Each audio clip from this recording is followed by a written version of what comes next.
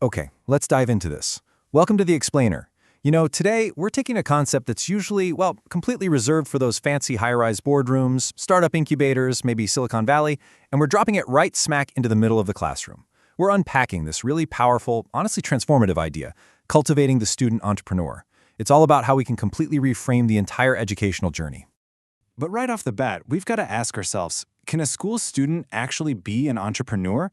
I mean, when we hear that word, our minds instantly jump to, a tech CEO or some seasoned investor making massive deals, right? But what if we challenge that whole traditional view? What if the next great entrepreneurial thinker is literally sitting in a middle school math class right at this very second? Thinking about it this way, it absolutely changes how we look at education and the sheer potential of our youth. Section 1, The Student Entrepreneur, Rethinking the Classroom. Let's break down the exact phrasing here from our source material to see what we're really dealing with. To really grasp the depth of this concept, we need to look at what this actually means for today's learners. By definition, it's a student who approaches academic learning and daily challenges through an innovative entrepreneurial framework. So, the crucial point is that this is an identity. It's a whole way of approaching life. It's not necessarily about a student running a literal revenue-generating business in the 5 minutes between history and science class. Actually, scratch that. It's really more about how that student tackles the everyday hurdles and assignments put right in front of them.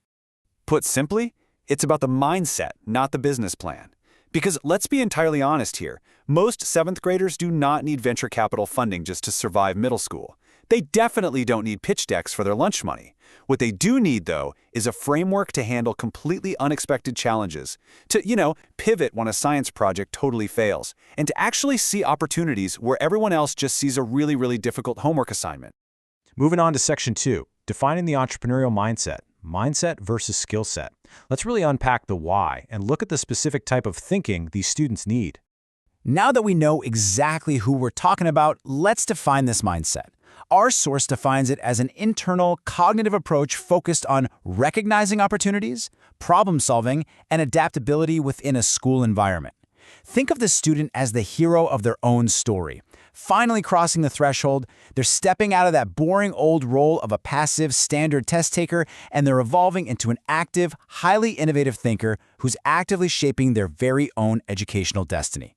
And this brilliantly illustrates the stark contrast here. The traditional student mindset focuses heavily on just getting the right answer. It's all about memorization, following the rules, regurgitation. But the entrepreneurial student mindset, that focuses on finding the right problem. It asks probing questions. It actively looks for gaps in information.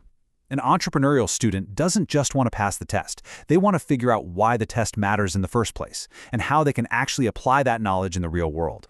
Notice that specific phrase from our source, entrepreneurial mindset for school students. That focus is highly, highly deliberate. This mindset isn't something we should just delay until adulthood or wait until they enter some fancy master's degree program. No way.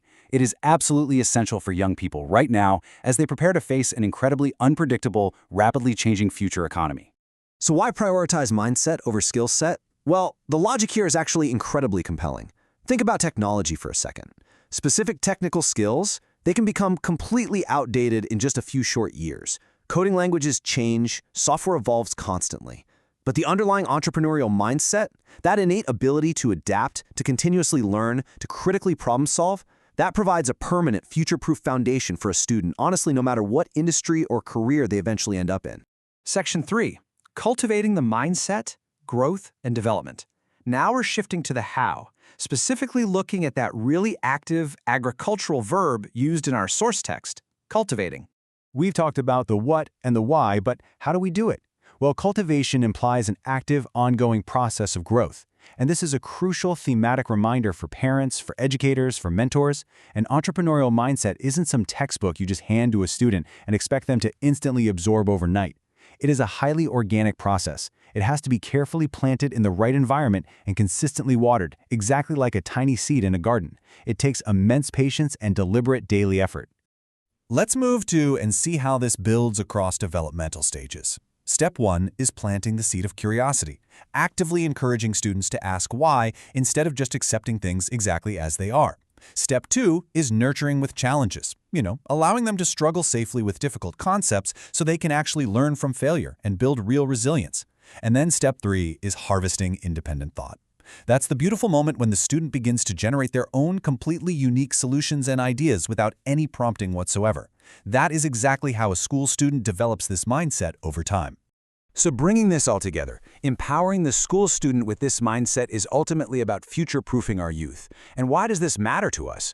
Well, because the students in our lives today are going to inherit incredibly complex, massive global problems. By actively cultivating this mindset early on, we aren't just helping them get better grades on a report card.